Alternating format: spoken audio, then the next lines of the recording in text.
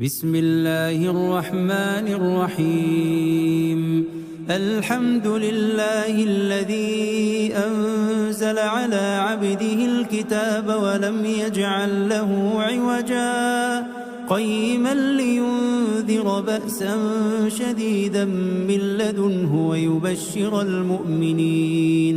ويبشر المؤمنين الذين يعملون الصالحات أن لهم أجرا حسنا ماكثين فيه أبدا وينذر الذين قالوا اتخذ الله ولدا ما لهم به من علم ولا لآبائهم كبرت كلمة تخرج من أفواههم إن يقولون إلا كذبا فلعلك باخع نفسك على آثارهم إن لم يؤمنوا بهذا الحديث أسفا إنا جعلنا ما على الأرض زينة لها لنبلوهم أيهم أحسن عملا وإنا لجاعلون ما عليها صعيدا جرزا. أم حسبت أن أصحاب الكهف والرقيم كانوا من آياتنا عجبا إذ أوى الفتية إلى الكهف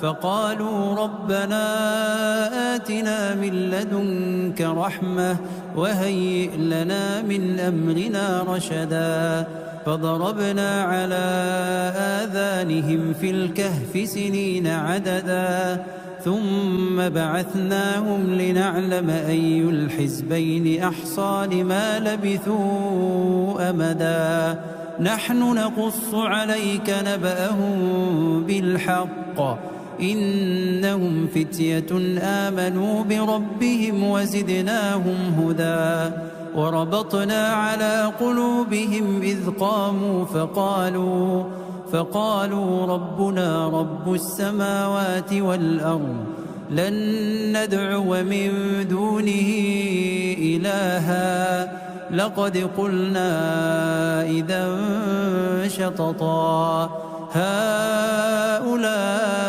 قومنا اتخذوا من دونه آلهة لولا يأتون عليهم بسلطان بين فمن أظلم ممن افترى على الله كذبا وإذ اعتزلتموهم وما يعبدون إلا الله فأووا إلى الكهف ينشر لكم ربكم من رحمته ويهيئ لكم من أمركم مرفقا وترى الشمس إذا طلعت تزاور عن كهفهم ذات اليمين وإذا غربت تقرضهم ذات الشمال وهم في فجوة منه ذلك من آيات الله من يهد الله فهو المهتد ومن يضلل فلن تجد له وليا مرشدا وتحسبهم أيقاظا وهم رقود ونقلبهم ذات اليمين وذات الشمال وكلبهم باسط ذراعيه بالوصيد لو اطلعت عليهم لوليت منهم فرارا ولملئت منهم رعبا وكذلك بعثناهم ليتساءلوا بينهم قال قائل منهم كم لبثتم قالوا لبثنا يوما أو بعض يوم قالوا ربكم أعلم بما لبثتم فبعثوا أحدكم بورقكم هذه إلى المدينة فلينظر أيها أزكى طعاما فليأتكم برزق منه وليتلطف ولا يشعرن بكم أحدا إنهم إن يظهروا عليكم يرجموكم أو يعيدوكم في ملتهم ولن تفلحوا إذن أبدا. وكذلك أعثرنا عليهم ليعلموا أن وعد الله حق وأن الساعة لا ريب فيها، إذ يتنازعون بينهم أمرهم فقالوا ابنوا عليهم بنيانا ربهم أعلم بهم. قال الذين غلبوا على أمرهم لنتخذن عليهم مسجدا. سيقولون ثلاثة رابعهم كلبهم ويقولون خمسة سادسهم كلبهم رجما بالغيب ويقولون سبعة وثامنهم كلبهم قل ربي أعلم بعدتهم ما يعلمهم إلا قليل فلا تمال فيهم إلا مراء ظاهرا ولا تستفت فيهم منهم أحدا ولا تقولن لشيء إني فاعل ذلك غدا إلا أن يشاء الله. واذكر ربك إذا نسيت وقل عسى أن يهديني ربي لأقرب من هذا رشدا. ولبثوا في كهفهم 300 سنين وازدادوا 9 قل الله أعلم بما لبثوا له غيب السماوات والأرض أبصر به وأسمع ما لهم من دونه من ولي ولا يشرك في حكمه أحدا. واتل ما أوحي إليك من كتاب ربك لا مبدل لكلماته ولن تجد من دونه ملتحدا. واصبر نفسك مع الذين يدعون ربهم بالغداة والعشي يريدون وجهه ولا تعد عيناك عنهم تريد زينة الحياة الدنيا ولا تطع من أغفلنا قلبه عن ذكرنا واتبع هواه وكان أمره فرطا. وقل الحق من ربكم فمن شاء فليؤمن ومن شاء فليكفر إنا أعتدنا للظالمين نارا أحاط بهم سرادقها وإن يستغيثوا يغاثوا بماء كالمهل يشوي الوجوه بئس الشراب وساءت مرتفقا. إن الذين آمنوا وعملوا الصالحات إنا لا نضيع أجر من أحسن عملا أولئك لهم جنات عدن تجري من تحتهم الأنهار يحلون فيها من أساور من ذهب ويلبسون ثيابا خضرا من سندس واستبرق متكئين فيها على الأرائك نعم الثواب وحسنت مرتفقا. واضرب لهم مثل الرجلين جعلنا لأحدهما جنتين من أعناب وحففناهما بنخل وجعلنا بينهما زرعا كلتا الجنتين آتت أكلها ولم تظلم منه شيئا وفجرنا خلالهما نهرا. وكان له ثمر فقال لصاحبه وهو يحاوره أنا أكثر منك مالا وأعز نفرا. ودخل جنته وهو ظالم لنفسه قال ما أظن أن تبيد هذه أبدا وما أظن الساعة قائمة ولئن رددت إلى ربي لأجدن خيرا منها منقلبا.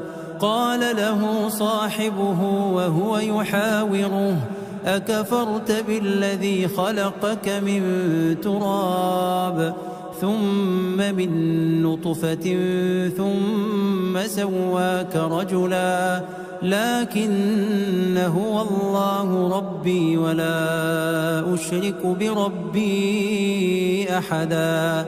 ولولا إذ دخلت جنتك قلت ما شاء الله لا قوة إلا بالله إن ترني أنا أقل منك مالا وولدا فعسى ربي أن يؤتيني خيرا من جنتك ويرسل عليها حسبانا من السماء فتصبح صعيدا زلقا أو يصبح ماؤها غورا فلن تستطيع له طلبا. وأحيط بثمره فأصبح يقلب كفيه على ما أنفق فيها وهي خاوية على عروشها ويقول يا ليتني لم أشرك بربي أحدا. ولم تكن له فئة ينصرونه من دون الله وما كان منتصرا. هنالك الولاية لله الحق هو خير ثوابا وخير عقبا. واضرب لهم مثل الحياة الدنيا كماء إن أنزلناه من السماء فاختلط به نبات الأرض فأصبح هشيما تذروه الرياح وكان الله على كل شيء مقتدرا. المال والبنون زينة الحياة الدنيا والباقيات الصالحات خير عند ربك ثوابا وخير أملا. ويوم نسير الجبال وترى الأرض بارزة وحشرناهم فلم نغادر منهم أحدا وعرضوا على ربك صفا لقد جئتمونا كما خلقناكم أول مرة بل زعمتم أن لن نجعل لكم موعدا. ووضع الكتاب فترى المجرمين مشفقين مما فيه ويقولون يا ويلتنا ما لهذا الكتاب لا يغادر صغيرة ولا كبيرة إلا أحصاها ووجدوا ما عملوا حاضرا ولا يظلم ربك أحدا. وإذ قلنا للملائكة اسجدوا لآدم فسجدوا إلا إبليس كان من الجن ففسق عن أمر ربه أفتتخذونه وذريته أولياء من دوني وهم لكم عدو بئس للظالمين بدلا. ما أشهدتهم خلق السماوات والأرض ولا خلق أنفسهم وما كنت متخذ المضلين عضدا ويوم يقول نادوا شركائي الذين زعمتم فدعوهم فلم يستجيبوا لهم وجعلنا بينهم موبقا ورأى المجرمون النار فظنوا أنهم مواقعوها ولم يجدوا عنها مصرفا ولقد صرفنا في هذا القرآن للناس من كل مثل وكان الإنسان أكثر شيء جدلا وما منع الناس أن يؤمنوا إذ جاءهم الهدى ويستغفروا ربهم إلا أن تأتيهم سنة الأولين أو يأتيهم العذاب قبلا وما نرسل المرسلين إلا مبشرين ومنذرين ويجادل الذين كفروا بالباطل ليدحضوا به الحق واتخذوا آياتي وما أنذروا هزوا ومن أظلم ممن ذكر بآيات ربه فأعرض عنها ونسي ما قدمت يداه إنا جعلنا على قلوبهم أكنة أن يفقهوه وفي آذانهم وقرا وإن تدعهم إلى الهدى فلن يهتدوا إذن أبدا وربك الغفور ذو الرحمة لو يؤاخذهم بما كسبوا لعجل لهم العذاب بل لهم موعد لن يجدوا من دونه موئلا وتلك القرى أهلكناهم لما ظلموا وجعلنا لمهلكهم موعدا وإذ قال موسى لفتاه لا أبرح حتى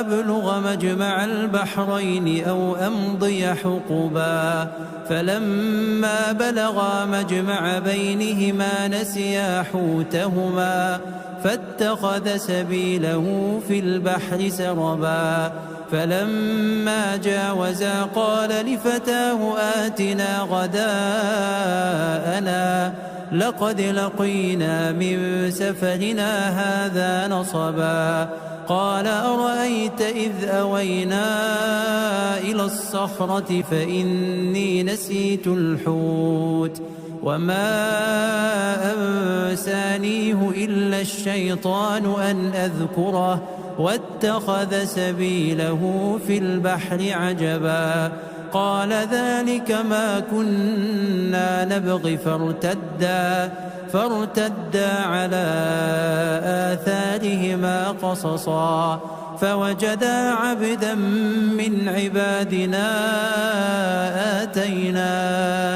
آتيناه رحمة من عندنا وعلمناه من لدنا علما قال له موسى هل أتبعك على أن تعلمني مما علمت رشدا قال إنك لن تستطيع معي صبرا وكيف تصبر على ما لم تحط به خبرا قال ستجدني إن شاء الله صابرا ولا أعصي لك أمرا قال فإن اتبعتني فلا تسألني عن شيء حتى أحدث لك منه ذكرا فانطلقا حتى إذا ركبا في السفينة خرقها قال أخرقتها لتغرق أهلها لقد جئت شيئا إمرا قال ألم أقل إنك لن تستطيع معي صبرا قال لا تؤاخذني بما نسيت ولا ترهقني من أمري عسرا. فانطلقا حتى إذا لقيا غلاما فقتله. قال أقتلت نفسا زكية بغير نفس لقد جئت شيئا نكرا. قال ألم أقل لك إنك لن تستطيع معي صبرا. قال إن سألتك عن شيء بعدها فلا تصاحبني قد بلغت من لدني عذرا. فانطلقا حتى إذا أتيا أهل قرية استطعما أهلها فأبوا أن يضيفوهما فوجدا فيها جدارا يريد أن ينقض فأقامه. قال لو شئت لاتخذت عليه أجرا. قال هذا فراق بيني وبينك سأنبئك بتأويل ما لم تستطع عليه صبرا. أما السفينة فكانت لمساكين يعملون في البحر فأردت أن أعيبها وكان وراءهم ملك يأخذ كل سفينة غصبا. وأما الغلام فكان أبواه مؤمنين فخشينا أن يرهقهما طغيانا وكفرا.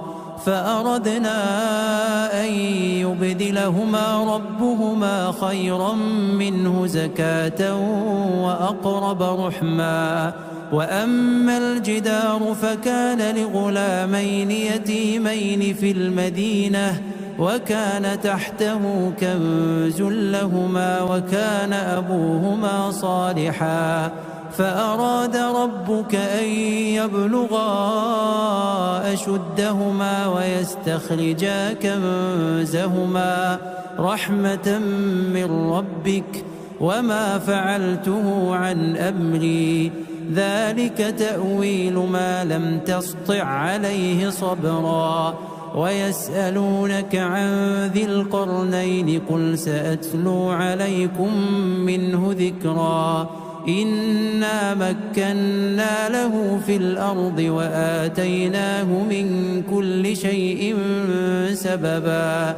فأتبع سببا حتى إذا بلغ مغرب الشمس وجدها تغرب في عين حمئة ووجد عندها قوما. قلنا يا ذا القرنين إما أن تعذب وإما أن تتخذ فيهم حسنا. قال أما من ظلم فسوف نعذبه ثم يرد إلى ربه فيعذبه عذابا نكرا. وأما من آمن وعمل صالحا فله جزاء الحسنى وسنقول له من أمرنا يسرا. ثم أتبع سببا حتى إذا بلغ مطلع الشمس وجدها تطلع على قوم لم نجعل لهم من دونها سترا. كذلك وقد أحطنا بما لديه خبرا. ثم أتبع سببا حتى إذا بلغ بين السدين وجد من دونهما قوما لا يكادون يفقهون قولا. قالوا يا ذا القرنين إن يأجوج ومأجوج مفسدون في الأرض فهل نجعل لك خرجا على أن تجعل بيننا وبينهم سدا. قال ما مكني فيه ربي خير فأعينوني بقوة أجعل بينكم وبينهم ردما. آتوني زبر الحديد حتى إذا ساوى بين الصدفين قال انفخوا حتى إذا جعله نارا قال آتوني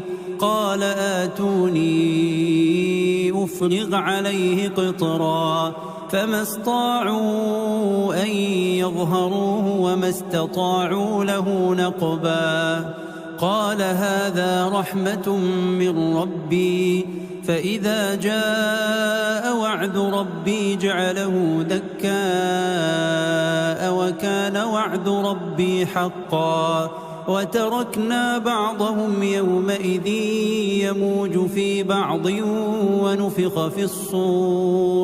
ونفخ في الصور فجمعناهم جمعا وعرضنا جهنم يومئذ للكافرين عرضا الذين كانت أعينهم في غطاء عن ذكري وكانوا لا يستطيعون سمعا أفحسب الذين كفروا أن يتخذوا عبادي من دوني أولياء إنا أعتدنا جهنم للكافرين نزلا قل هل ننبئكم بالأخسرين أعمالا الذين ضل سعيهم في الحياة الدنيا وهم يحسبون أنهم يحسنون صنعا أولئك الذين كفروا بآيات ربهم ولقائه فحبطت أعمالهم فلا نقيم لهم يوم القيامة وزنا ذلك جزاؤهم جهنم بما كفروا واتخذوا آياتي ورسلي هزوا إن الذين آمنوا وعملوا الصالحات كانت لهم جنات الفردوس نزلا خالدين فيها لا يبغون عنها حولا قل لو كان البحر مدادا لكلمات ربي لنفد البحر قبل أن تنفد كلمات ربي ولو جئنا بمثله مددا قل إنما أنا بشر مثلكم يوحى إلي أنما إلهكم إله واحد فمن كان يرجو لقاء ربه فليعمل عملا صالحا ولا يشرك بعبادة ربه أحدا.